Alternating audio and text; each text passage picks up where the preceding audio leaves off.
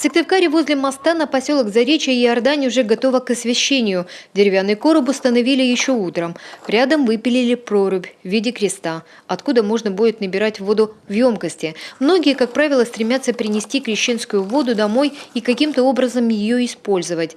На самой территории выложены деревянные мостки для желающих искупаться. Спасатели, вооружившись специальной линейкой, измеряют толщину льда – 40 сантиметров, способны выдержать толпу людей.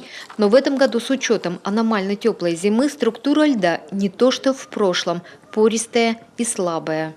В этом году долго были оттепели, погода была такая, что до сих пор еще не все реки замерзли, поэтому лед очень долго становился, до сих пор еще идет.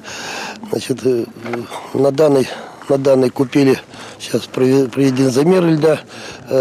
Толщина льда составила 40 сантиметров. Какие меры безопасности приняты? Это прежде всего, значит, люди, которые будут приходить сюда, окунаться, значит, будут пропускаться небольшими группами, по 10-15 человек. Там, где купели не будет, надежда на храмы. Возле церквей будут оборудованы искусственные купели, где все желающие могут совершить обряд. Сотрудники МЧС предупреждают, не стоит переоценивать свои силы и здоровье. Хотелось бы, опять же, пользуясь случаем, предупредить, что ни в коем случае нельзя перед этим мероприятием употреблять спиртные напитки. Необходимо гражданам, опять же, подумать и о том, какие заболевания имеют они. Если есть ограничения, лучше эту процедуру, конечно, не проводить. Впрочем, на этот случай у купели во всех муниципалитетах всегда будут наготове медики, а любителей горячительных напитков сотрудники полиции и близко не подпустят к Иордании.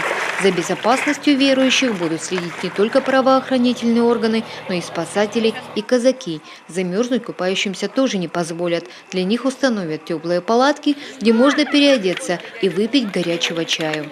Елена Кононова, Олег Юшков, телеканал Юрган.